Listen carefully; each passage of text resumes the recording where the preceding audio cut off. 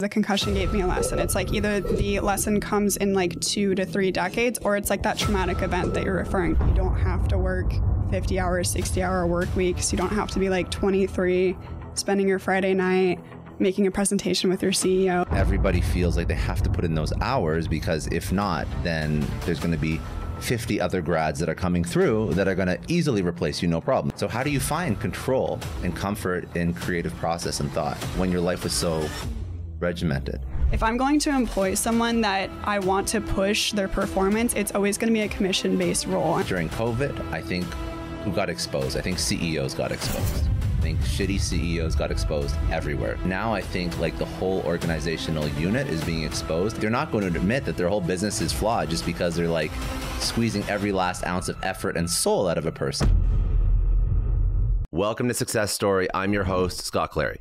The Success Story podcast is part of the HubSpot podcast network. HubSpot has been a huge supporter of the show for over 3 years now, and I'm a big fan of HubSpot because not only do they support the show, but they support entrepreneurs, they support founders, and obviously building businesses, working with entrepreneurs has been a huge part of my career, and building is never easy. HubSpot is not only tools and technology that supports entrepreneurs, but they also offer tons of resources and discounts. But first, what is HubSpot if you've never used it before? It is the platform that unites your entire front office, from marketing to sales to support. It's the platform that streamlines your support tickets, it generates more leads, it increases your sales. It is the platform that scales right alongside you. Don't even get me started on the educational articles, the industry reports, the videos, the tips, the templates, literally everything startup founders need to help scale. HubSpot for startups has it all. Building a business is tough. Maybe make it a little bit easier on yourself. Visit HubSpot.com/startups to see how much you can save and see how much you can learn.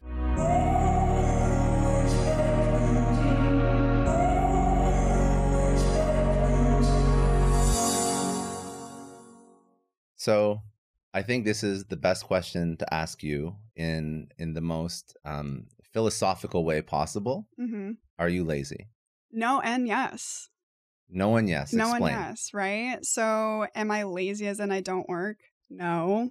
Work a lot, unfortunately. Well, like, it's a good thing and it's fun too, but I would say when it comes to the lazy in the context that I talk about it, like working smarter, not harder, saying no to things that just literally don't move the needle in your life, like all of that stuff, yeah, I'm lazy. When you started putting out content, there was like a super meaningful thing that happened in your life. So going through your backstory, you got a concussion. Yeah. And that was like the meaningful event that prompted sort of this journey. I want you to sort of walk me through that, but I'm also very curious why people need to go through these kinds of events to make significant change in their life. Yeah. So I think it's either like a really slow burn, right? Like I feel like the lesson, right? Because the concussion gave me a lesson. It's like either the lesson comes in like 2 to 3 decades, or it's like that traumatic event that you're referring to. And I think that's really weird how it works out that way. They're both blessings. It just depends on how you approach it and how you feel about it. But for context, for me, I got a concussion April of 2021, and it was like spooky timing. It was like the weirdest thing ever. So I was at my very, very first like consulting job. And so what was happening was I was celebrated externally for having this job. It was like the great benefits and the American dream. And it was like leveraging my degree that I got in technology and things like that. And what was happening was I was super burnt out, and I didn't understand that you don't have to work 50 hours, 60-hour work weeks. You don't have to be like 23, spending your Friday night making a presentation with your CEO. Like, you don't have to do that. And I didn't. But everybody know that. does that. This is like the natural progression into a career, which it's not fun. Yeah. But like, especially like those early years right out of college, university, everybody feels like they have to put in those hours, because if not, then there's going to be 50 other grads that are coming through that are going to easily replace you, no problem. And also it's like, it's your first time making more than like what? $15 an hour, right? Yeah. No, I'm just very curious about like why your pathway is different than so many other people's, because you have a concussion and that changes your view on life. But ultimately, there's a lot of people that have traumatic events in their life and they don't 180 pivot into not just like content creation. because there's been like YouTubers for a minute, but it's like you picked a very specific path that was almost like, you know, like Rage Against the Machine kind of path when it comes to your content. I think the concussion rewired me or something like that. That's a good thought process. I mean, for me, it's like I was raised to embrace like workaholism. I was raised by blue collar people. There's a lot of almost like trauma, I would say, in my childhood, lots of domestic violence and things like that. So for me, it was like, if I can't control everything that's happening around me, I can control the external validation of working. So I taught myself that really young. That was like a safety for me. That's so interesting. Yeah. So then what happened was when I got the concussion, you know, I was very logical. I was very in my head. I was very much like do the responsible thing for like, I don't know, I started working when I was like 14 to now. Literally the concussion was just this freak accident. It was the day after one of like the biggest projects of my career at that time. It was huge. It was for like a really giant brand today.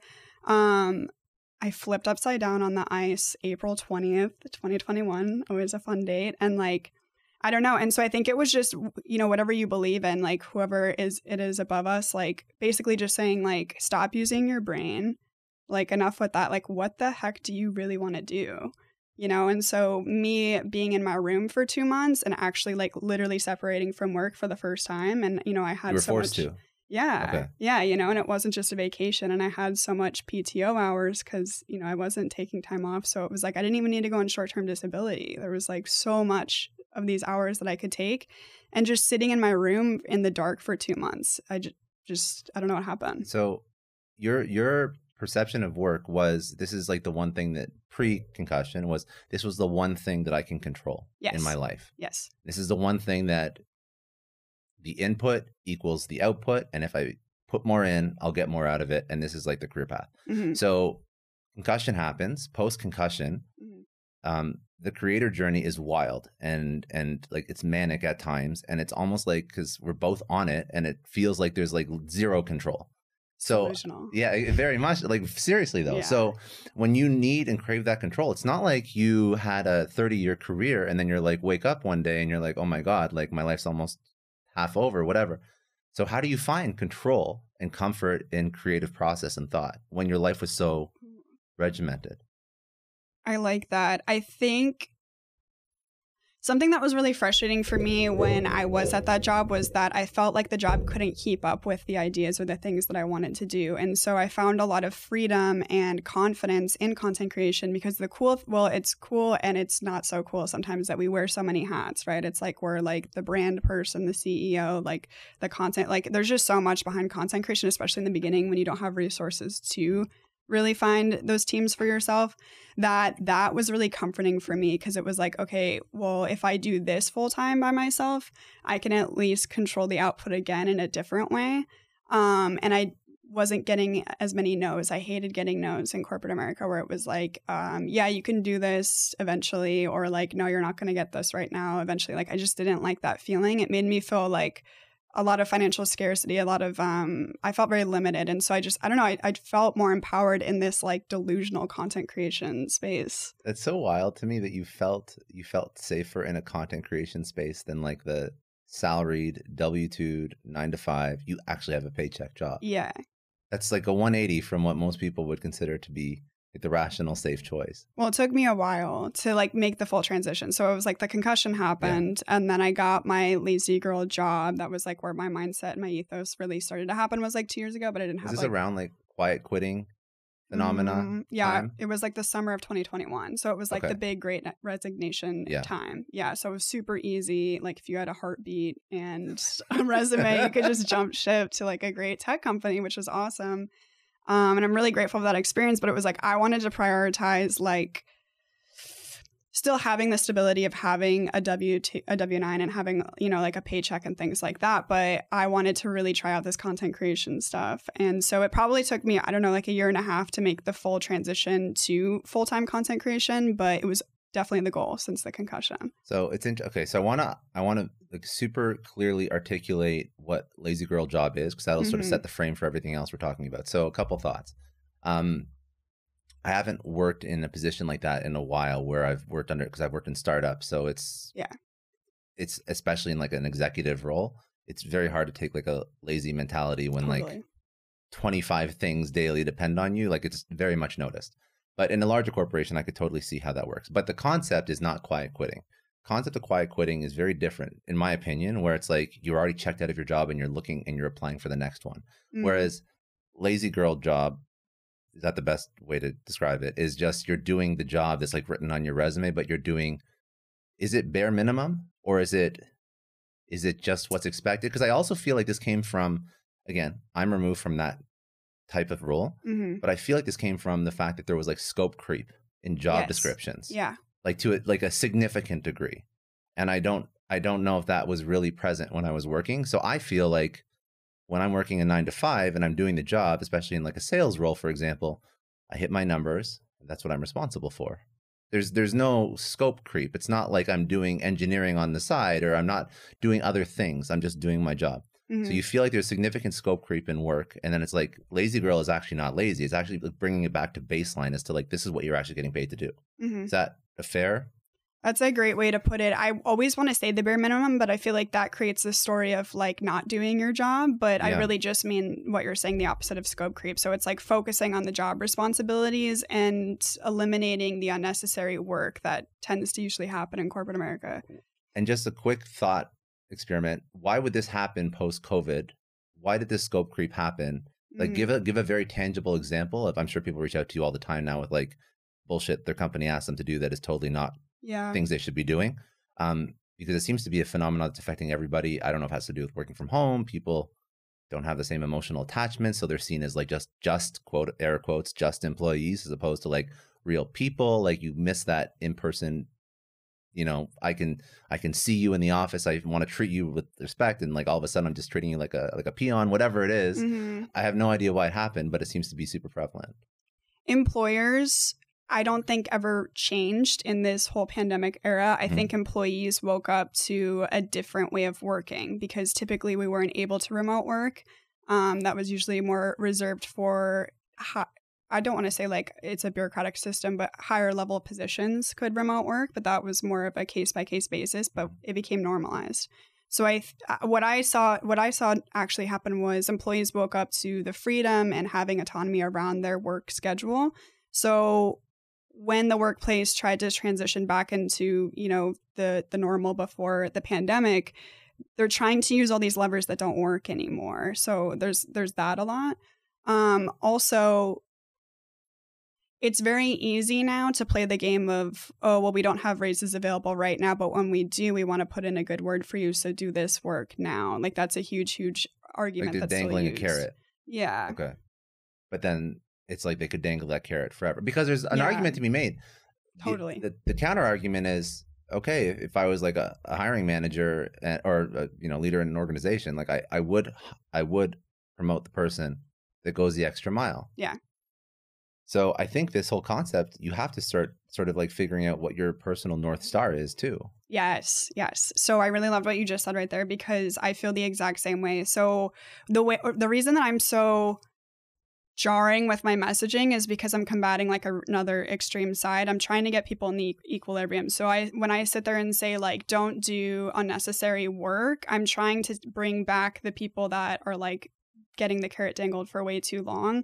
I'm trying to get them back in the median. The median is what you're saying. So I still am okay with overachieving. I still encourage that in people. It's just, it has to come from within and you make your bed with it. So it cannot be this whole, oh, my boss wants me to do this. My coworkers will accept me more if I do this project. And then you do it and you resent everyone and everything because you didn't want to do it to begin with. So it's either like you opt into the game and play it really well and, make your bed with that. Or if you're not a careerist, you're not necessarily into this stuff, then like, here's an option too.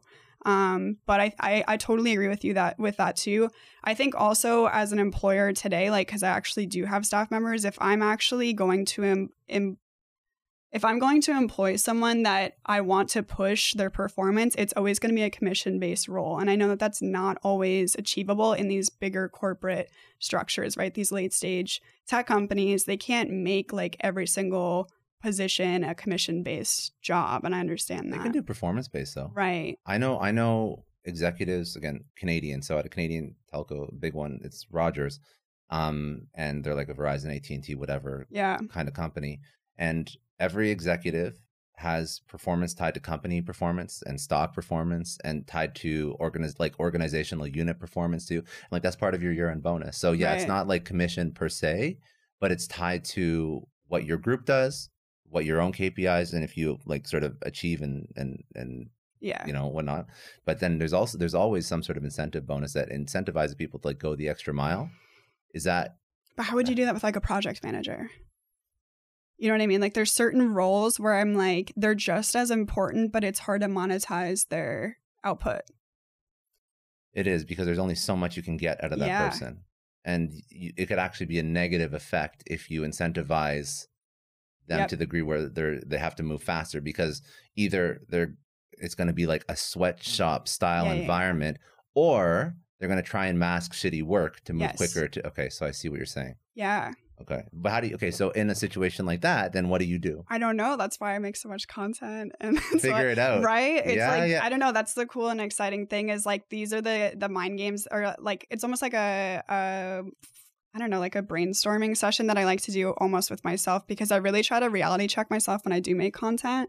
And it's like, I don't know, like that it's the craziest part when I do speak to a lot of other friends that, you know, manage smaller teams of people, 10 to 30 people. It's like they're so focused on that too right now, like how to create bonus structures with a job like a project manager, where like risk assessment's super important and like they shouldn't be pushed all the time. So it's just, it's a super interesting concept. But I do believe that what I think pisses people off, because you had like a massive amount of exposure because of like you said, the word like lazy girl job like pisses people off that are business leaders. But I think what it's actually doing is it's highlighting how dysfunctional many businesses are. So I think during COVID, I think who got exposed? I think CEOs got exposed. I think shitty CEOs got exposed everywhere. CEOs that had no business running a business. And now I think like the whole organizational unit is being exposed as like, this is broken. And the only reason why we're succeeding is because we're getting 150% out of every single employee, and we're not comping them for the actual work they do. Yeah. That's not a functioning business, but that's never going to be something that's received well from a CEO. Like they're not going to admit that their whole business is flawed just because they're like squeezing every last ounce of effort and soul out of a person. But then you have to start to like, okay, how many of these business models are functional and how many of them are just basically like masking this like slave-esque labor that they've deployed and as like a norm, right? Because you're getting a salary, but like at the end of the day, like if you're putting in time Friday night, this is not new. This is like, look at people in finance. It's like the norm. Mm-hmm. It's not even something that people complain about, because you're just expected as like an analyst to put in 100 hours. This is how like that whole industry works. Should that totally be revamped? Yes, I believe so, because I don't think that's healthy at all. And I do believe that the way that we lead should be different. One of my favorite thoughts towards leadership is create a contract with somebody. So create a contract, meaning that say that you're going to get 2 years out of them. They're not going to be with you for 50 years, but 2 years of their best work with your organization, and like align on where they want to go after. And if it's creator, if it's another company, fine. But you create this like bi-directional contract with them so that you both get the best out of those like 1.5 or 2 years where they're with the organization, and you align on like the goals that person's going to have. This is so fascinating. Okay. So, but it is a thought experiment, because I think a lot of people, just have like this knee jerk adverse reaction to it, as opposed to like going deep. So let's talk about like, you know, your journey as a creator, the exposure you've gotten, good and bad. Mm-hmm. How has that affected you? Did you expect that to any degree? How are you navigating sort of this? I know you've spoken to different journalists and whatnot. That's wild. That's like a whirlwind of exposure. Yeah. Very, very quickly. Yeah, I feel like I did everything backwards, but I always want to stop myself when I say that, because what the heck does that even mean? You know, some of it was just super crazy. But the cool thing is I think you really highlighted lazy girl jobs really well, where it was like I sat in the knee-jerk space to create a bigger a space for conversation, observation. Yeah, right. Like I tried to prompt a different conversation about work. And so I always find that the leaders that I look up to in this space, like Gary Vee, Grant Cardone, like all these people, they know how to sit in the polarization to create a bigger message. Yeah. So I picked up on that pretty well when I was in college, studying like how to do this stuff on YouTube all day. So I was like, okay, well, work is very triggery for people. Money is super triggery for people. Earned income and your own psychology around that is very tied into your self-worth and your perception of yourself. So, and also I'm a young woman talking about money and work too, you know, so that's a whole other bias to it. So I was like, how can I leverage this stuff?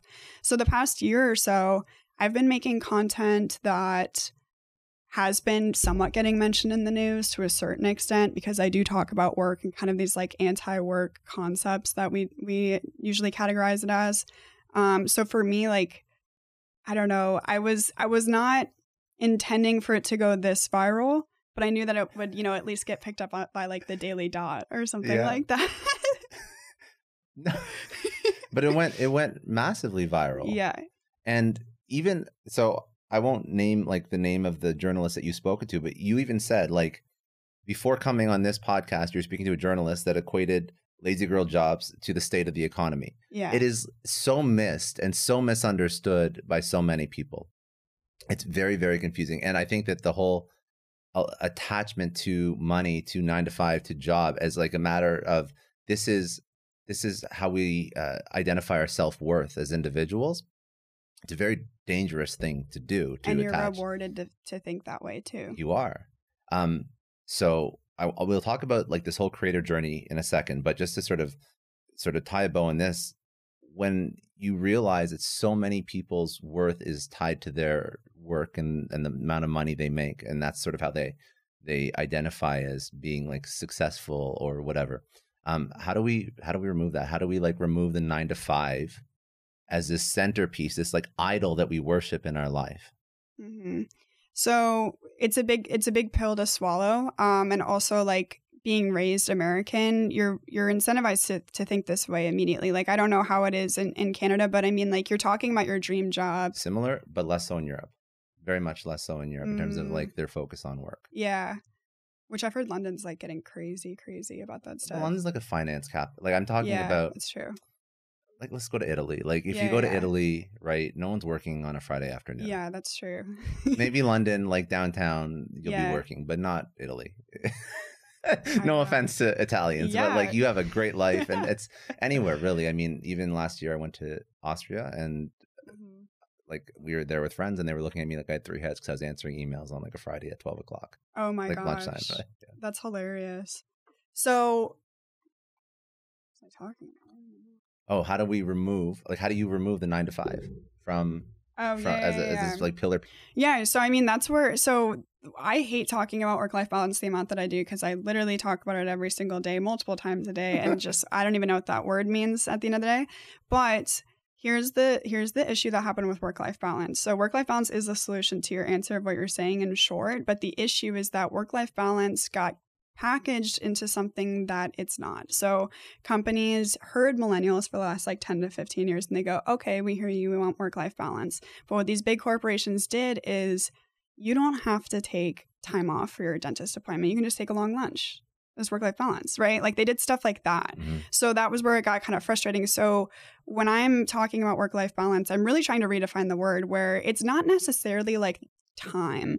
It's just the attitudes that you have every day, and the importance that you give to these external things. So kind of back when we were like first initially talking, it's like I was so sold on this idea of like, I'm going to be happy, I'm going to be all right, I'm going to be successful if I get this project done in time, I'm going to be happy and successful if this, right? It's like this whole hypothesis that I've like created in my mind, and like I'm rewarded for that system. So I really try to break that down, where it's like what does career success actually look like for you? I try to make that conversation really cool with women, where it's like, maybe it's not climbing the corporate ladder in your HR career. Like maybe you do 80% effort in that job, but like you're actually a painter. And like, that's actually what you want to do with your life. And what if you actually find other ways to monetize that too on the side? And like, wouldn't that be so cool? So I try to foster more curiosity in what you truly want to do, and try to detach from the idea of like a corporate ladder that you must climb. And if you don't, you're unsuccessful. I love this.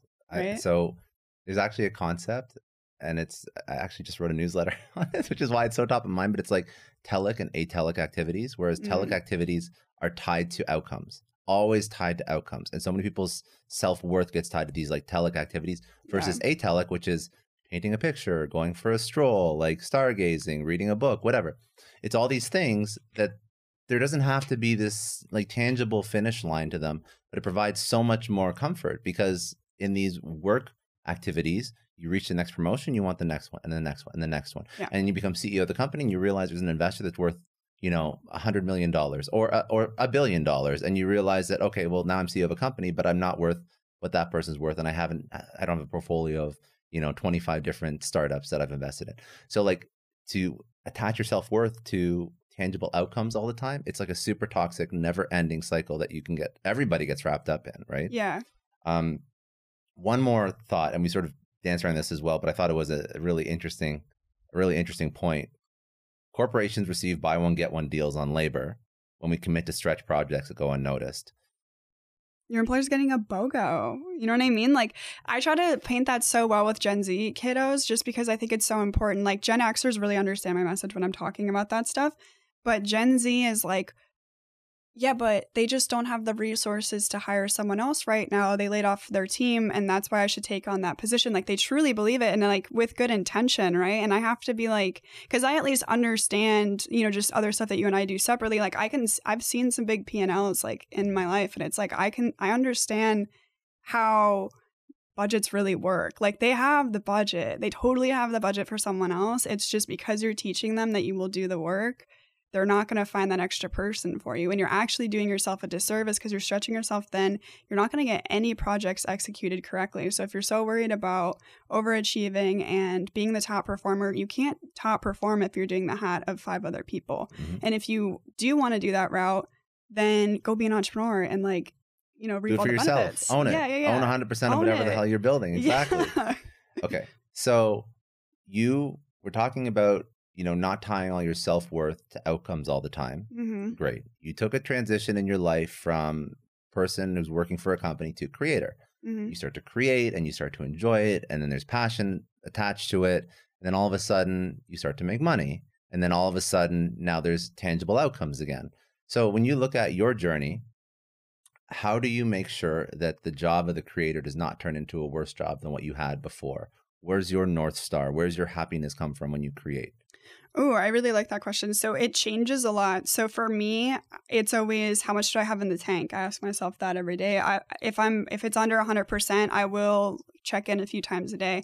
And I'm okay now with saying no to stuff, even if it makes sense. Like, I'm just in this weird spot right now in October. My whole goal right now is like intuitively following what I'm going to say yes or no to. That's really big for me right now, because I could literally go talk my face off at like every person that wants to talk to me right now, which I'm so grateful for. I'm not really trying to, you know what I mean? Like, I'm not trying to speak ill of any of that. It's so great, but it's like, does Gabrielle really need to be doing that? Like, where is, the first thing that I should be doing today? Stuff like that. So actually, like, as a short answer, like looking into that, it's so hard with the content creation stuff, because basically the whole job is like, our stats are very public. Like, you can see our engagement, you can see our views, you can see the person next to you's views. So for me, it's like, am I happy with the output that's actually being outputted today? And if it's, are you happy with your work? Yeah, are you happy with your work? And if I get too many no's in a day, I either take a 3-day weekend or I talk to someone and just try to like talk it out. What do you mean when you get too many no's in a day? Like when you're not happy with your work repeatedly, like you record something and it just doesn't hit, you watch it back, whatever? No, it's more like that happens regardless, right? Yeah. So I try not to trip up too much about that stuff. But if it's like, if I ask myself, like, truly, are you happy with what you're doing today? And if Steve Jobs used to do this. So that was a big tactic that he did when he was building Apples. He would ask himself in the mirror every morning, am I happy with what I'm doing? And if he got too many no's in a row, he would make a change. It was a pretty like vague strategy.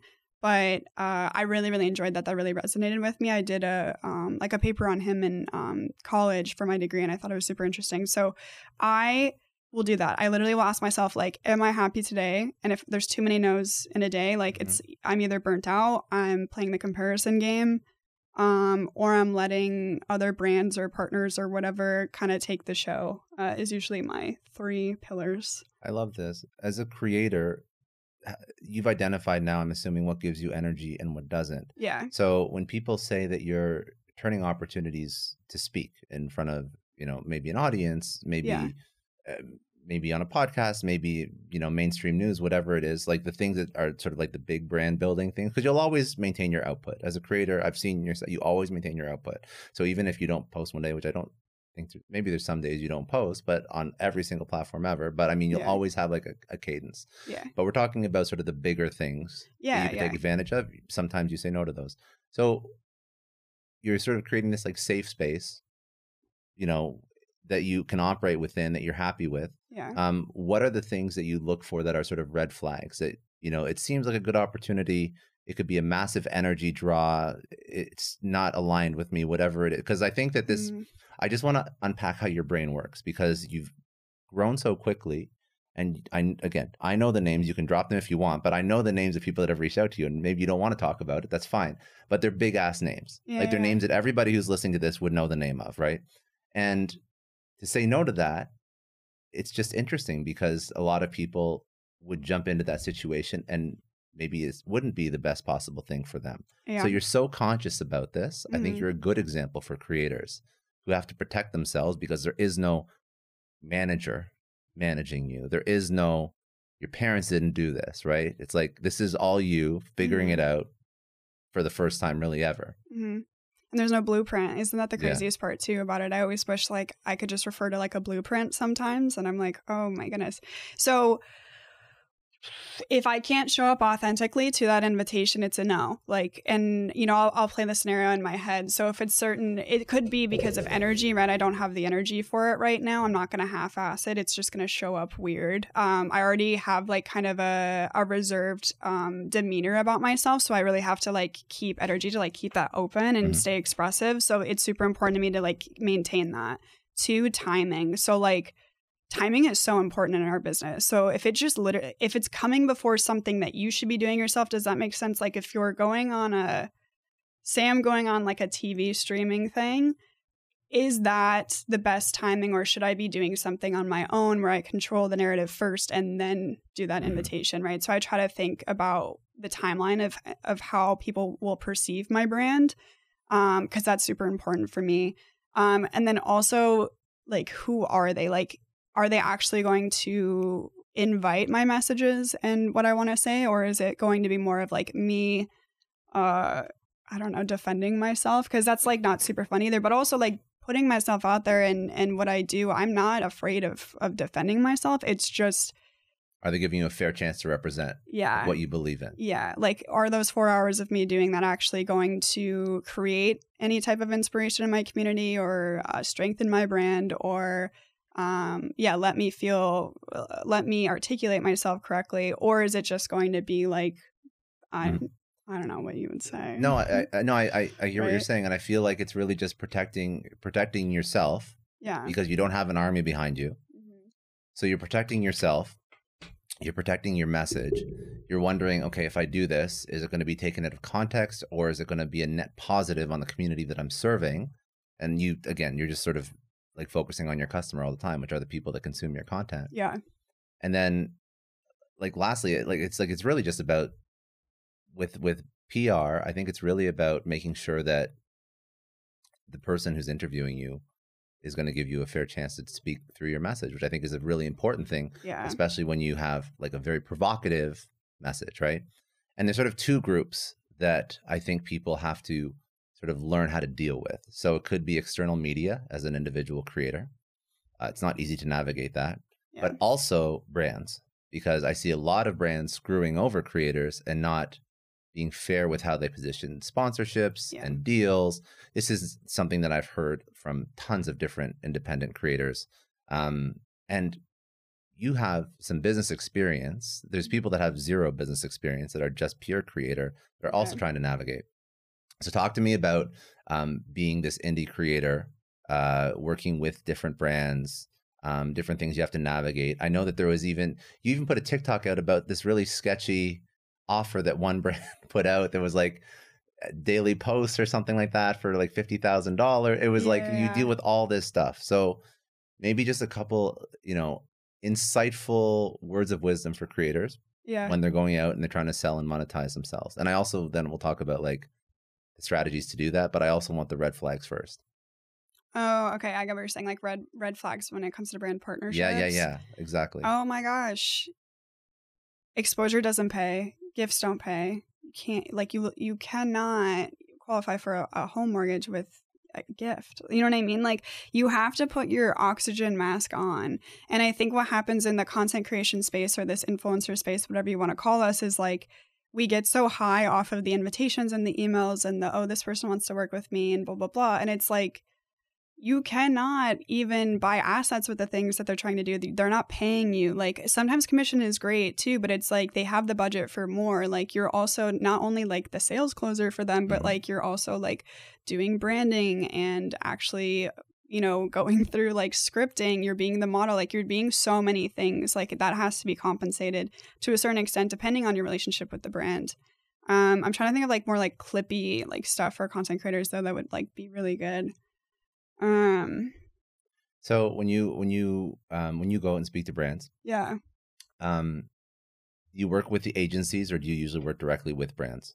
I would love to work with just the brand, but unfortunately that's not the case. Not the case. And they love to say, oh, our budget's only this. And I'm like, that's weird, because I know you took a lot of that money to say that my budget's this, but so what happened with me, we can talk about this actually, because I think it'd be super interesting. I had talent management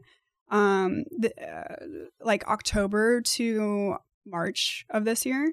And so I thought that was the way to go. I think that there's a huge myth in content creation where it's like you have to have a manager or some type of talent agency in order to work with brands. All you need to do is put an email address in your bio, and they will come to you if they want to if they want you to sell something. Like, it's very easy. So what was happening was, this agency was basically like, yeah, we'll manage your email inbox for 20%, was basically what was going on. It was just so ridiculous.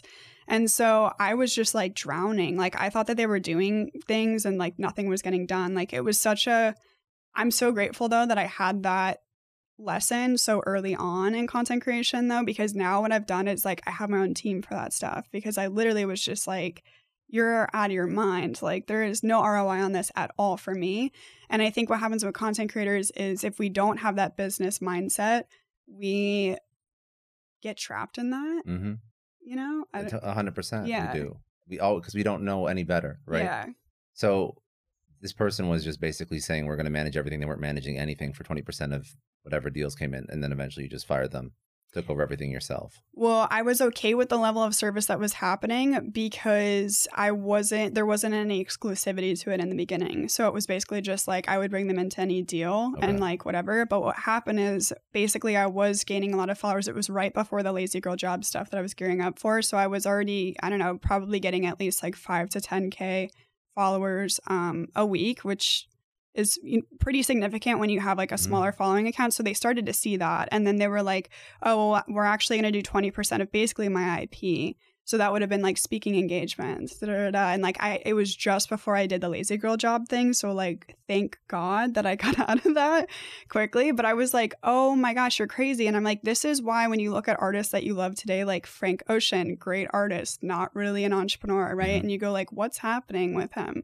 Or like, why did his concert get executed in that way? Because he's an artist and he's not thinking about the business side of things. And there's probably someone else not doing it correctly because they're not him and they don't care as much. So it's like, if you want something done correctly, especially something so important like your income as a content creator, you got to do it yourself, or you got to find the right people that are going to do it for you. I just want to take a second and give a shout out to HubSpot and the HubSpot Podcast Network. That's who brings you this show every single week. If you love Success Story, you'll love some other great podcasts in the HubSpot Podcast Network, like Creator Science. It's one of my personal favorites. It's hosted by Jay Klaus.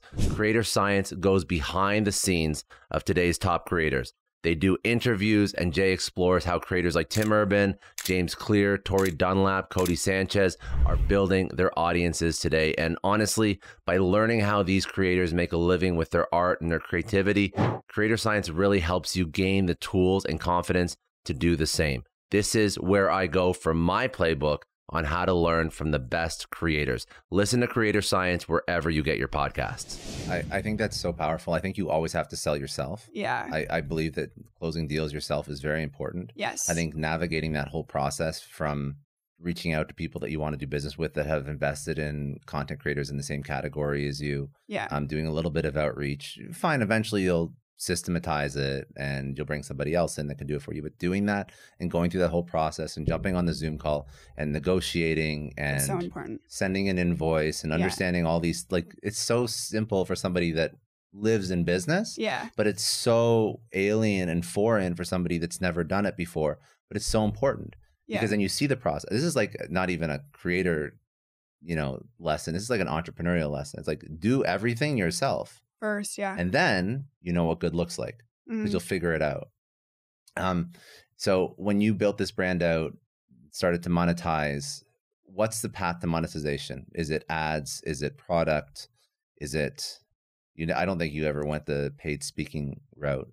I know some people do that, which to me is wild. It seems like a lot of work, but not yet because it's a lot of work. Yeah, I know. I've gotten a few invitations and then I'm like, I don't even know what price to put on this because it's so much work. It's so much work. I mean, between the travel and the hotel and I think it's like, yay. I've only heard one thing about how to price stuff. You put a price. If 50% of the people say no, then it's the right price. I like that. That's it. I like that. Gary Vee says if you set a price and they said okay initially, like it was too low. He says something like that, I think. But yeah, it's like, so probably my first thing that I was monetizing was career coaching, which makes me want to like cringe thinking back to it because like one-on-one. Oh boy. Not scalable is what I learned immediately. 2, absolutely no expectations in it. So they, like, a lot of people, bless them, I appreciate the business, but it's like it was like a Q&A for it was such a mess. And so I was like, I'm gonna try to do like career coaching. And I was like 23 and I maybe had like 30K followers on TikTok, and I was like, that's what I'm gonna do. And it made like a few grand a month and it was great. And this was before brand deals. I didn't have enough following to even like monetize yet in that way. And yeah, I would just say if you're going to actually like sell your time one-on-one, make it, just respect yourself, respect the other person's time, like make it an irresistible offer, charge correctly, and that's it. But that's not the route that I take anymore because it's literally not for me. And then with brand deals, I think my first brand deal was so bad that they didn't go forward with the video, but they paid me $150 just as like a thank you. So that was ClickUp like 2 years ago. What was the video you recorded was just not it, or they didn't feel like your creative interpretation of what they wanted to accomplish? I think the latter. Okay. But that's so interesting because your version of creating is, let's talk about this too. Your version of creating is very different than mine. Yeah. And I actually immensely respect your version of creating, and it scares the absolute shit out of me. It scares me because in my mind, I need like a system. I need a system. I'm just about to say your system scares me. Really? Yeah. I wish I had it. To me, it's so comfortable. It's so comfortable because I never have to like guess. I never have to be like, oh shit, I hope like I think of something clever to talk about today. Yeah. I'm like, I don't have to talk about shit. You're talking about everything. I don't have to even be that interesting. This is like how my brain worked when I started my podcast. Yeah. And like, yeah, I'm sure because I've gone on stages and I've spoken about shit before, but I don't want to have to worry about that every single week. To me, it's very stressful. To me, the ideal content format outside of like podcasts where like I bring cool people on, they talk about their story, is like if I just had like a videographer, because then I don't have to worry about it. I don't have to think about creative stuff, right? I just live my life. And if I'm just talking casually to people throughout the day, there'll be like enough pieces that somebody could mash together into something. But you have like this creative outlook on content. So mine is regimented. Like podcast once, twice a week turns into everything else. Mm-hmm. Newsletter turns into reels, turns into whatever, every short form tweet, everything.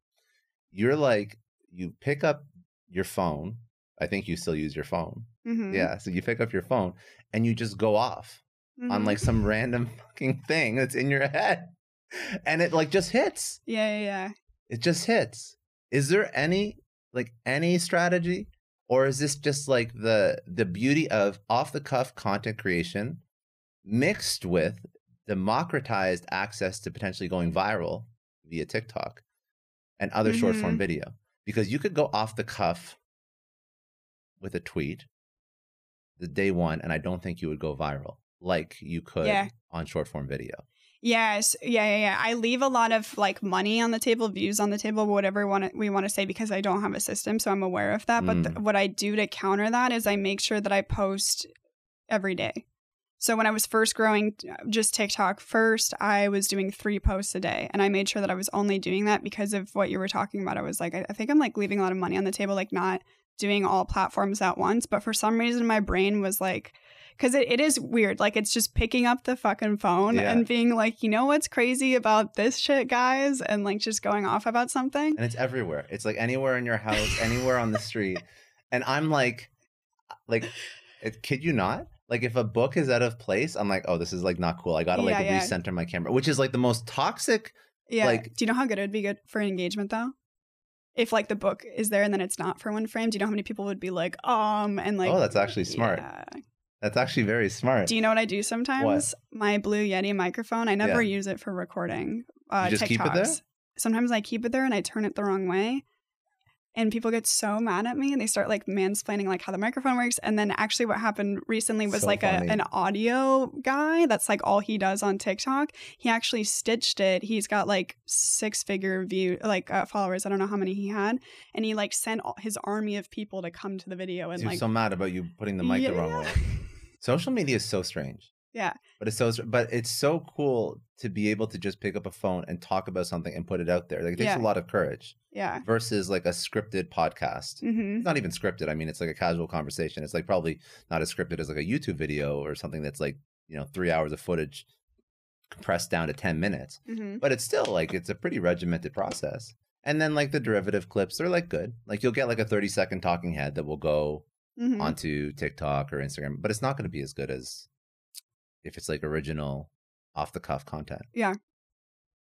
Yeah, it's crazy. I don't know. And then the hardest part too is when I'm trying to collab with like friends and stuff, because they'll be like, what's your content schedule like next week? And I'm like, I don't even have anything planned for tomorrow. Like, and I don't want to say that to people because that's crazy, but it's true. Like I think I do actually, I'm going to give myself credit. I do have a scheduled reel for tomorrow. So that's nice. But I think that you actually bring up a point. Yeah. So talk about as a creator, focusing on things that you like doing. Because I think that's lost. I think in the listening to Gary Vee and to listening to all these content creators, sometimes you feel like you just have to do everything. I mean, that's how I felt. I mean, I need to find a way to show up everywhere. Yeah. So you mean like, what do you mean specifically? I mean, you create content the way you like to create content. Yeah. And that's worked for you. And it's allowed you to do it for a period of time. Yeah. That's turned it into an actual career. Yeah. Whereas I feel a lot of people create content for the sake of creating, not for themselves.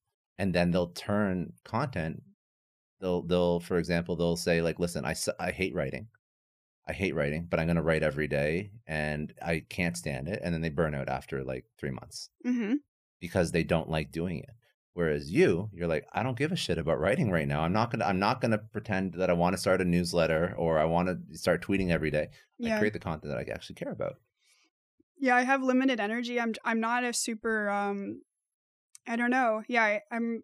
You understand what I'm saying? I do understand what you're saying, because that's the thing too. When people are like, "Why aren't you on YouTube?" and I'm like, because I can't. Like, I can't do long form, and it's not me like doing a self-limiting belief. I guess I should shift it to like, I don't want to. Like, I just literally don't want to. Is this painful?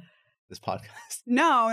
This is fine. I love other people's podcasts because what happens is like I love to do podcasts, but then someone has to edit it, and I'm like, oh my god, who's doing that? No, it's great to be on people's because then they just take care of it. Yeah, just shooting the shit. And you're like, oh my god, those are such pretty reels. Thank you. No, it's like. Yeah, I don't know. So I try to stay super self-aware because this, like content creation is a long game. It's a marathon. Like it is not, if you're trying to go viral, that's dope. But what you also realize after you go viral a few times is like no one cares about you the next day anyways. So it's like, it's fucking ruthless. Like, and also I think something too that I always told myself is like, oh, when I have X amount of followers or, whatever, when this happens, like then I'll be rich or then I'll be happy, because I still have that like conditioning in me a lot. And it's like, no, fame or followers, however you want to call these things, attention arbitrage, like it's a resource. It is not, nothing's guaranteed out of it. So that's a game that you have to play too. And I know people that like literally just like being micro influencers and are not trying to go viral. And there's also something really special about that too. Because right now, what do you quote unquote sell? You sell ad space. Like so you do like collabs. Yeah. You are you comfortable talking about like how much you make? Okay, so how much do you make now? With like brand deals? Yeah, brand deals. And so for transparency, I charge $5,500 for one TikTok post. Okay. So typically I can go all the way up to like 8 of them a month, but that's really crazy and hard for me to do. So I typically do around like 3 to 4 of those. And then I also have digital products too. So that one thing that I thought about really early on was actually creating like a sub brand. So Work Girlboss is like the brand from me. And so the intention of that is to slowly take away my face from the messaging that I want. And we've talked about this a little bit of just like using AI and things of that nature for the messaging that I actually want to talk about. It's very challenging sometimes being the face of everything that I want to say, especially in like my personal life. So I try to create some form of like segregation for where like Work Girlboss like is this clear offering for my community. And it also gives me freedom to show up when I want to and not show up when I don't want to. And then other ways that I do like user-generated content I'll do for myself personally, it's hard to make it worth it because I'm not at the point where I'm like super recognizable, but like there is something, especially if you want to leverage like the lazy girl job thing with like career brands and stuff like that want to do UGC. So that's hard for me to like make that worth my time. And I usually burn out when I'm doing UGC. And then like, I don't know, what else am I doing right now? That's about it. But I'm really trying to focus on like meaningful subscription offerings too, because I think that's the best way. So product based is like where you're going. Yeah, yeah. Okay. Do you find that there's a positive correlation between like follower growth and revenue, or is that pure vanity after a certain point? Oh my goodness. So like you're charging $5,500 a post. Yeah. And you don't really have you have product funnels set up to a degree. Yeah. But do you notice like even when you look at analytics, like is growth linear across follower increase week over week and for example like product sales and conversions? Do you see that level of granularity, or is it too soon? I think it's too soon because what happened was like I doubled my following in a few months this year, so it's still hard to like tell with that. Okay. Yeah. But does it impact like ad or collaboration conversation? Oh yeah. Like I think people who aren't content creators think like we get paid when we're like mentioned in the news. That's what I get asked a lot from people. Really? Like, oh, do you get paid by these people? And it's like, no. That's why I asked you like a few months ago because I was like, should I be getting like, is that a thing? And like, of course, like down the road, you can talk about that too if you want, because that's an interesting debate. Yeah, and I know you got 2 very different answers. I did. Yeah, I know. Yeah. Okay, we'll go into that after. Continue. Okay. So then, no, it's a good topic. So then I was like, okay, well, I'm not going to sit here and split hairs with the journalists because like they have a job to do anyways. They're not going to sit here and negotiate with a fucking influencer. So I literally would just put all these brands on drip campaigns, and that's what I've been doing since I've been full time. And I'm like, do you want to partner with the Lazy Girl Job Girl or not? And like give them like a whole update on like the news mentioned so far, like really like my brand equity as a whole. Like I really try to keep them updated. And that's been like wildly successful. So like any way that you can like automate brand outreach, some people are like super against that because it's not like personalized and stuff. But I think it's so funny because every brand outreach that we typically get isn't personalized. Like there is, of course, like the ones that care. It's super personalized. Most of them to us. are like a generic blast, and like you're lucky if you're not like on a BCC. Like in all seriousness, like they don't give a shit. They don't care. And it's like, I've had my old talent management agency before I like built my own team. She was like, I was like, oh, can you reach out to, and I gave her a whole freaking list of brands that I wanted to work with and try to strategize all this. And she goes, oh, well, the brands actually really like when the creators reach out because it shows that we're more willing. And I'm like, okay, so then the next time that I get an inbound from a brand, I'm going to go, why didn't the CEO of whatever email me if they're so into like partnering with me? So it just gets so crazy. But like small ways that you can like really brag about yourself is so important as a content creator. Okay, so let's talk about the concept of press and PR. Yeah. Because you got a couple press opportunities and I said, just take it. Yeah. And then another friend said, charge for it. Mm-hmm. And it's so interesting because obviously I've done the thing that I suggested, which is I've jumped on so many stages for free because I want to keep doing that. It's actually, you know what? It's interesting. I've never charged for any sort of exposure. I'll jump on every single podcast. I'll jump on every single stage. I'll do, especially if it's like local for like, you know, in-person events. If it's distance, if there's like a trip, like they'll pay for like the you know, the hotel and like the flight, whatever. But I've always wanted to like give as much knowledge away for free and like assume that all PR is sort of top of funnel. And then I can convert them into products later. I can convert them into listeners or whatever.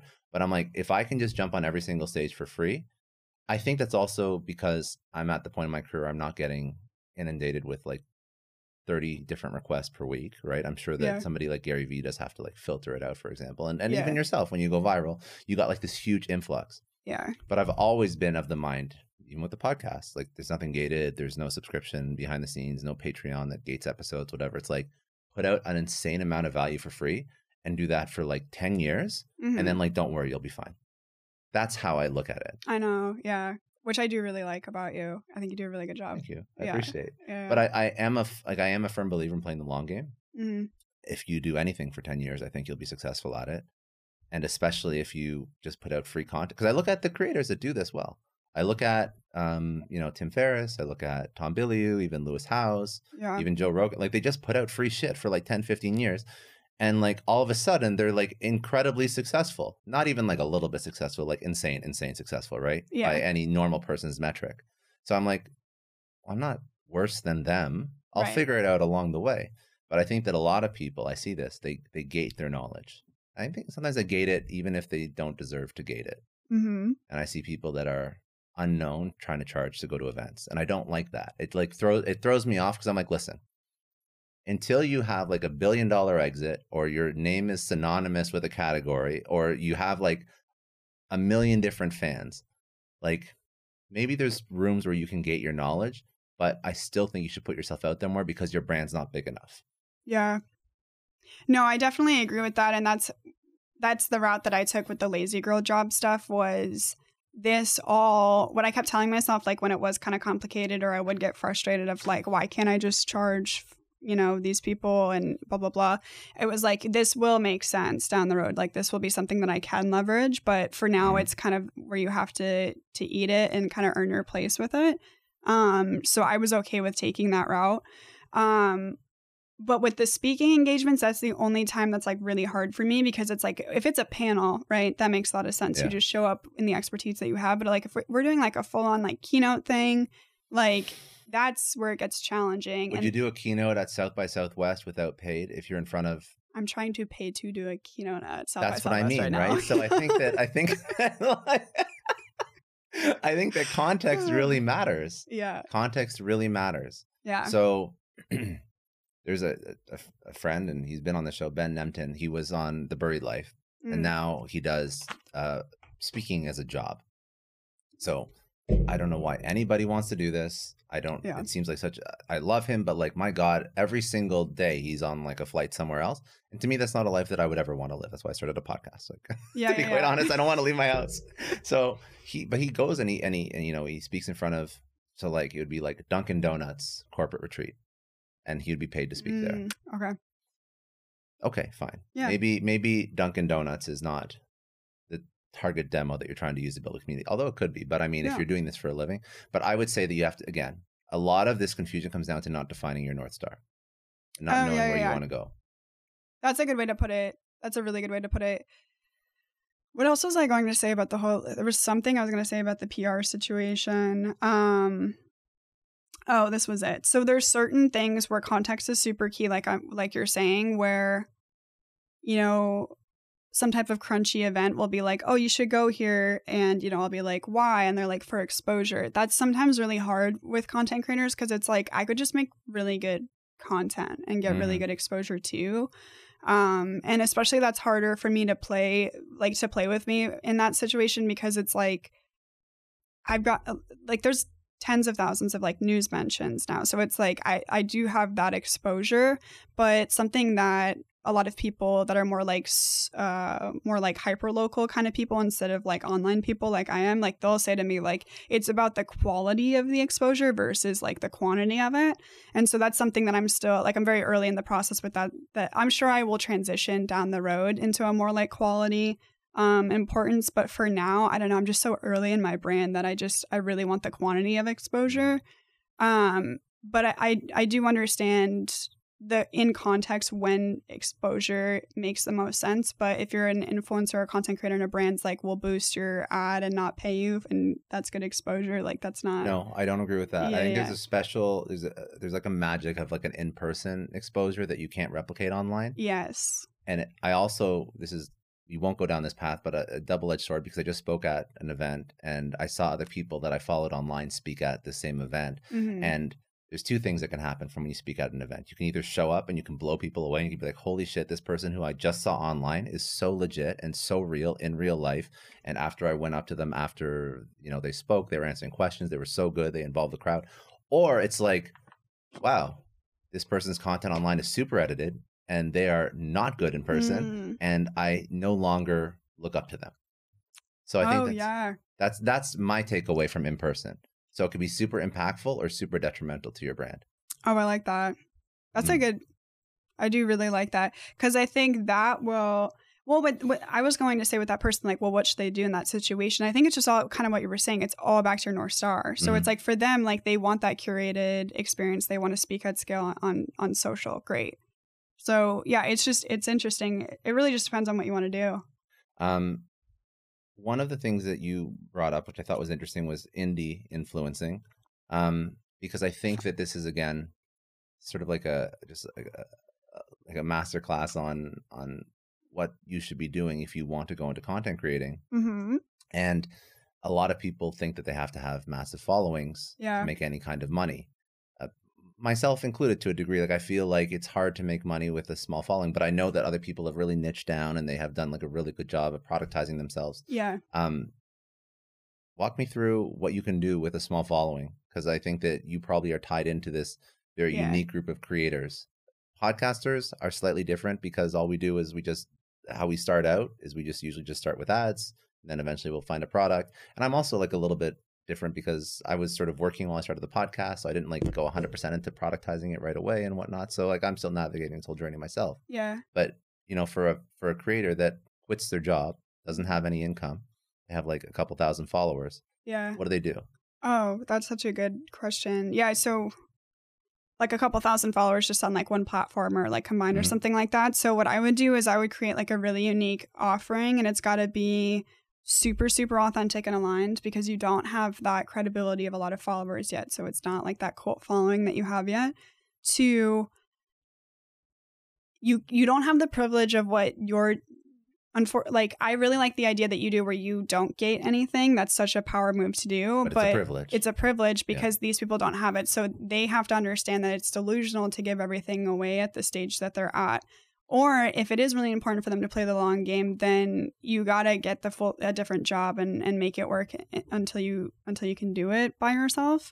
But I would create like one big irresistible offering that you can scale correctly. It's not like you're like selling your time one-on-one or something like that. And it's got to really fill a problem that you haven't seen before, because people aren't just gonna like buy it because you said so. Like you have to. I think there's a little bit more work that needs to happen. And also like this is kind of crazy too. You're going to get a lot of no's, but like you can do brand deals at that size. There are some brands that do want to dip into that stuff. It's usually going to be a little bit more of like local businesses in your area that make a lot of sense to collaborate with, or something that's, you know, pushing, you know, a live event, something like that. But that's, I guess, how I would approach it. But it's super, super interesting, like how you don't need 1 million followers anymore to make a lot of money online, which that was like completely different 15 years ago. Do you feel like there's a signal when you should leave your job and pursue content creation full time? Yeah. So I had a following when I entered my quote unquote lazy girl job. It was maybe 50K followers collectively, like nothing super crazy. All TikTok, right? I think all TikTok. Yeah. At that time, I didn't even have like my Instagram and stuff yet. So what I said to myself going into that job is, when my job gets in the way of TikTok stuff, I guess is how I called it, then I need to leave. I love that. Right? TikTok stuff, my TikToks. So that was like the pledge that I made to myself almost, because no one's going to tell you to not do everything. That was the thing. Like I was waiting. I literally, this is so, please do not ever do this. I wish that I would get laid off at my job because I didn't want to take the responsibility of taking a risk on myself. Right? Isn't that kind of crazy? It is, but it isn't. Yeah. I know exactly what you're talking about. Yeah, I wanted someone to push me out because it was what was happening like late last year is my job was getting in the way of all of my TikTok stuff. And I was like so worried. I don't know. I was like so scared to like finally face that I was like, oh, I wish that like they could just like lay me off or something so I could just go do it, because I was so afraid of like if I failed, then I would be wrong. But you knew that if somebody laid you off, fired you, whatever, I would have crushed it. You would have crushed it. You wouldn't have gotten another job at this point. Yeah. And there's actually, I think there's like a point where you're like, you know what? If this blows up, I'm not getting another job. I'll just figure it out. Mm-hmm. And I think that's a point that's like, it's a really empowering point, but I think a lot of people are scared to even take the jump at that point. Yeah. Because the system doesn't reward that. The system, like, and also too, like, going back to my shtick and my spiel of everything that I talk about all the time, you know, some of my community is super into side hustles and wants to talk about that stuff, but they're scared to start because of the regular stuff that you and we don't need to like beat it over everyone's head, but it's like the whole like, oh, I don't want to be judged by people. But it's like our system rewards you putting your eggs in one basket for one company. Like no one's going to sit there and be like, oh, like what if it doesn't work out, right? Like it's a side hustle or something. So it's like, why can't we bring at least some of that energy into our other passions and stuff like that? Like, I don't know. So, for me, yeah, I had to make like a really hard line of like, when this stuff gets in the way of my social media stuff, like I do need to leave. Like that's... Did you quit yourself? Yeah. Yes. Did you have like because I've heard like you're supposed to make like twice as much as your salary before you, like all these different ideas. The opposite was happening. That's why you're making half as much.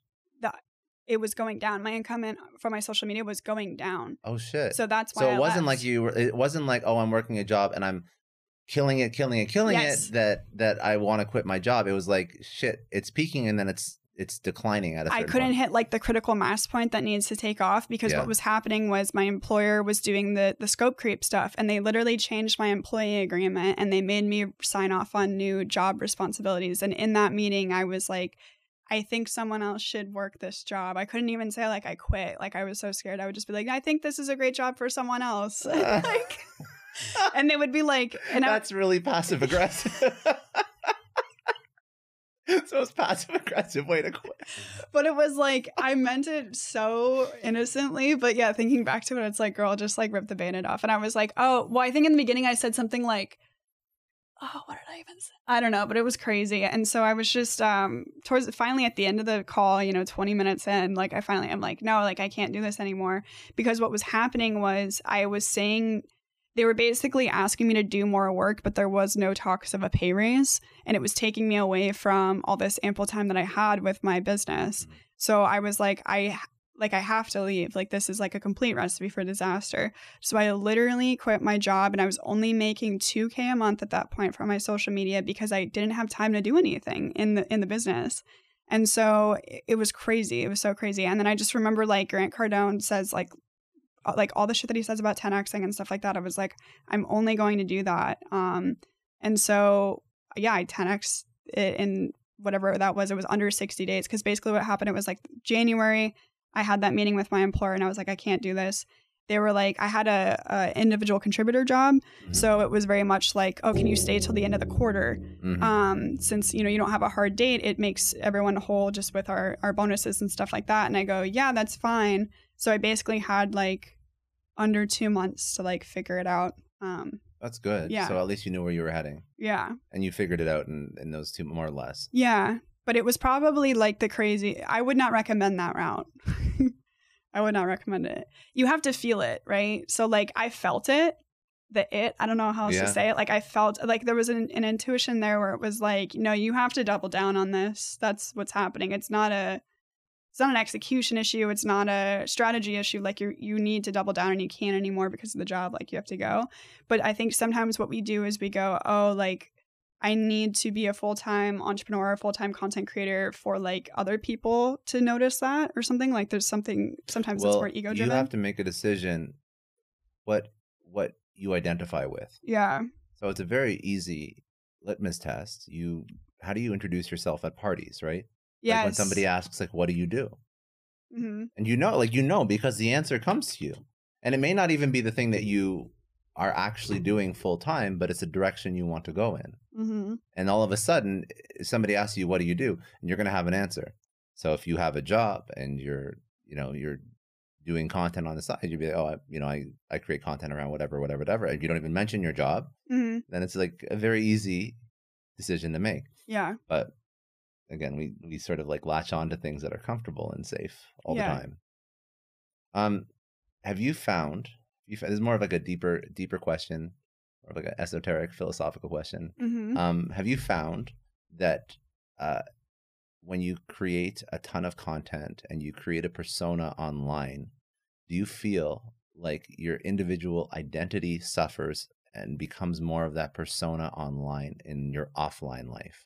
If I choose to allow that to happen, yes. And that's the crazy part is like it will happen sometimes. You know, like I'll be home, my laptop should be closed, I should have everything, my screen should be away, but it's one of those nights where like I didn't do that. And so I'm just sitting there like spinning my wheels.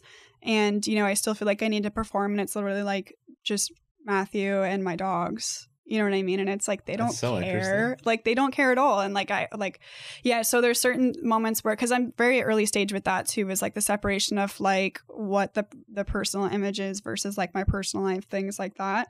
The scariest part for me that I thought was going to be the scariest part was my friends and like coworkers finding my social media. But it's actually, the new one is like, just acquaintances asking me about my content and stuff like that and saying like, oh, I saw you on this article or I saw you on this one. Because, you know, like I'll just be at like the yoga studio and I'm like, oh, I'm trying to do yoga right now. And I also don't know which article you're referring to and like what the tone was of that article. And I don't want to get into it right now. So like that was it. But I would say like, there has to be a separation of you and what you put out there. Because what we were talking about before we were recording a little bit is like, overselling and overexposing yourself and the trap that you can get into. So we think a lot of times, especially when we're like growing as influencers, of like, oh, my followers need to know everything that's going on in my life and how I feel about everything. They don't, because if you don't set that boundary, there's a resentment down the line, whether it's on your side or theirs. I don't think it ever ends. Yeah, and it doesn't end. I mean, you have the luxury of sort of fencing your following at this point into 30 to 60 seconds. Yeah. So it's hard for them to be invasive and like really uncover who you are. Mm-hmm. But I have friends who are YouTubers, and like we even spoke about a friend who quit YouTube because it was just too much after she made her money, but friends that are active YouTubers now, and it's like one of them is pregnant and she doesn't want to talk about it. And everyone's like, why aren't you talking about it? She's like, I don't want to talk about it. Yeah. And it's like, you just like, it's like you're arguing with 100 people in comments about why you aren't talking about your that's so difficult because you let people in, and then once you let them in once, they everyone wants more because you become like their favorite reality TV. Yeah. Like, and like look at like Bravo and like the crazy fans they have, right? So you become the reality TV and they just want to go down this rabbit hole, but then it's like you don't have producers, you don't have agents, you don't have the support. It's just you solo. like navigating this? Yeah. You find that people are invasive, all like with even in the TikTok world. Yes. They are. Mm-hmm. Yeah, and I'm at the point now where I do get recognized a little bit. It's not super crazy, but I'm at that point where at least like my voice gets recognized. So that part gets a little bit interesting too, just because how would you know that your voice gets recognized? I've been like talking, like a lot of times what will happen is like I'm out in public and I'll be like talking on the phone or to Matt or whatever, and they'll be like, how do I know you? How do I know you? Kind of thing. And I'm like, weird. I'm on TikTok, and they're like, oh, okay. So weird. Yeah, it is weird. But I think also too, because my videos have been clipped on like Fox so many times and stuff like that, I think people have like heard it in the background kind of. I don't know. Anyways, it hasn't been that much yet though, but it's something that's like starting to happen. And so that's something that is like new for me to grow into, to where I almost have to tell myself like, it's okay that I'm not on right now with this person, and that's okay. Right. Yeah. Like you don't have to give them a performance. And if these people do really care about you, like they'll know you're a human too. Like they don't want you to just like act like how you are on TikTok. Like that's crazy. So I don't know, but you definitely have to separate it a lot. What happened recently was I went to Houston a few weeks ago to go see Drake. And so I typically don't talk about my interests a lot. I do on like my personal Instagram or whatever. Just do you make that private? My personal Instagram is not private. I don't think so. Yeah, no. So like people can follow that one if they want to, but it's a pretty clear of just like, this is me just not being anti-Work Girlboss. Like this is me just like being at a Drake concert in Houston. Yeah, like I'm just like, this is me being a 26-year-old person. So what happened was like I freaking love Drake. Like Drake is very important to me. And so I was like, let me like green screen this on TikTok and like show people I like this. Like maybe this is something interesting. Plus like 24% of my audience is from Houston for some reason. I don't know why. So I have like, there's Houston people. So this one, what I'm getting at is this one commenter was like, Drake has a really abusive past. This isn't a good look for you. And she follows me. I checked it. And I was like, there's so much to unpack with it, right? So like, it's okay that she commented that. I'm totally cool with that. But the fact that like it's expected still that influencers have to share the exact same values with you, or that influencers like can do no wrong, or know everything about. Like I know Drake. I didn't even know that. Yeah, to be quite honest, I googled it, and some of it was like assault charges and stuff like that. Totally not arguing that that's not violent or not, but and not good. But it's like, okay, understood. A lot of people like Drake and his music, and his music's not bad. Yeah, I enjoy him as a performer. Yeah, I didn't say I enjoy him as a performer and I endorse his background check. Like I didn't say that on the TikTok. So like that's weird stuff sometimes too, where I feel like there's this responsibility that influencers are held sometimes to constantly do their own due diligence with things. And I understand that because like we're also, part of our job is like literally selling our influence, which is intrinsically related to due diligence and having your own value system and stuff like that. Like that is part of like our product, our IP that we're putting out there all day.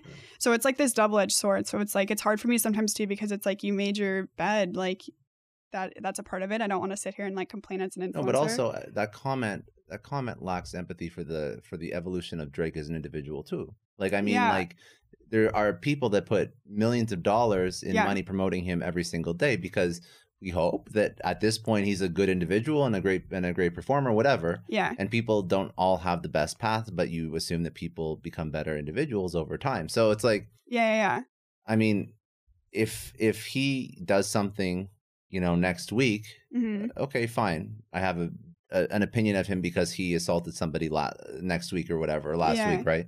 But I think that also you have to give some, some grace to people for becoming better people over time. When I looked at both of the charges, and it was literally people were getting on stage when he was on stage and he touched them. I was like, that's a whole other conversation, but you know what I mean? That's not even what I thought it was for. No, it wasn't like past before, like him having a following. Like it was literally within his career. And I'm like, okay, but like that's a huge other conversation of like the intent of the people on the stage and what was going on. Like we weren't there. Anyway, so like why are we like coming for my character because I went to a specific concert and then I posted about it? So it's just like interesting, this like and I think it comes with age. I think it comes with like sometimes I think people put too much pressure on Gen Z where it's like, oh, Gen Z feels this way. Gen Z feels this, like the world's over. Gen Z is 11 to 26 years old. So I didn't know that. Yeah, their iPad, like I'm the oldest Gen Z. It starts 97. It goes all the way to 11-year-olds. So these are like iPad kids. So they're still in that black or white concept of when you're younger and it's like everything's either good or bad. So sometimes we have to have like I try to have a lot of empathy with my following too, where it's like they're just figuring everything out too anyways. Mm-hmm. So like I'm not going to judge that, even though that they're judging me. Like I think it's important for me to like let it go, because they need to grow too, like my followers. That's fair. It's so tough navigating this world. Yeah, it's very, very tough. Like it's obviously as you sort of walk through your journey, there's a lot of like these minefields that you have to sort of navigate, right? It's not an easy journey, but it's a super fulfilling one if you stay at it and you iterate through all these problems. To wrap up, I just want to give like some last chance for words of wisdom to young creators or even older creators that are starting out fresh. Mm-hmm. What would be some last things that you would want to teach over to them that we haven't gone into? If you want to make content about something and you've never seen content be made about that, that's because you're supposed to be doing it. It's for you. So like there was no one making content like me. It didn't make any sense to monetize anything like that. And it works out. So sometimes like if no one else is doing it, that's an awesome thing. If you're afraid of doing it, do it anyways. Cause that's the really exciting part. I'm trying to think of like other more like nuanced things that are like more specific to my experience as a whole. It's okay to kind of what we were talking about earlier. Like if you're not full-time in it yet, like that's okay. It's okay that you don't want to be monetized if you don't want to be monetized too. I think that that's super important. It's also really important to sell yourself every day relentlessly and be okay with that. We get a lot of no's. And it's like a muscle that like we really, really have to work every day. And I think that that's really important to hold that and to stay. Now I don't even think about it. Like I'm sure you even feel this more than I, but like if I get rejection now, I don't even get mad. I'm just like, no, I don't care. Yeah. Like I literally don't care. And thank you for responding. And like, we'll probably chat again at some point. Like there's not even any like animosity to it. You have to recognize how like impactful and hurtful some rejection can be for somebody that doesn't experience it a lot. Yeah. I work with my girlfriend's company, and we just hired sales reps. Yeah. And one of the sales reps is a little bit younger, and she just got this strange email from one of the people that she reached out to, and it was like, I don't usually give away my time for free. Like this better be worth my time or something like that. And she sent it to me and she's like, what did I do? I'm like, nothing. That guy's crazy. Like, just like, don't worry about it. But like you get some like really off color, strange people when you put yourself out there. Oh yeah. Like very, very strange. And in sales, I mean, you're not really protected by anything. You put yourself out there again and again and again. So as an influencer that should be selling, you're constantly exposing yourself to opinions of everyone. Yeah. And eventually you'll get this armor. But day one, it's very, very stressful. Yeah. And it's not your job to like, if someone has some type of feedback about you that isn't necessarily what you wanted to hear, it's not your job to fix it or to make up for the difference or anything like that too. And I'm starting to learn that at a really, really big level now too, where like a lot of my community thinks that I'm anti-capitalist. Probably just because of, whatever, like certain concepts that I do talk about, but that's not necessarily true. And so I held a lot of guilt with that where I was like, oh, I'm going to get like canceled because these people. Yeah, but you can also you can get canceled for being anti-capitalist. You can also be canceled for being too capitalist. Yeah. So right? It's like you can't win. Anything. You cannot win. And then I'm like, no, like I don't have to. What am I going to do? Get a whole different political ideological system? Like that's crazy. Plus, I don't even make like political or like economic content. It's much more about like your relationship with work. But anyways, so yeah, it was just, if there's certain things that you're getting negative feedback on, it's really not your job to fix it, but it is your job if you keep trying to pivot or like hit a certain messaging and it's not hitting, like that is your responsibility. So like that's really hard to balance the two, where it's like if you get negative feedback a few times in the comments, not your problem. But if like you're trying to do something and you keep getting negative responses, like that's really improve. improve, right? Yeah. So it's like that dance that you have to hold with yourself. But try it first. But always try first and keep trying. And even when you don't want to, keep trying. Do it when it's super messy. Do it when you're tired, like all that stuff. Yeah. If you could tell your younger self one thing, what would it be? Oh my goodness. I don't know. I like that question. Like, it'll all make sense. I don't know how else, because I don't want to say like, oh, just relax, because I feel like that work ethic like got me here. I don't know. I feel like I needed some of that like trauma to like make it spicy.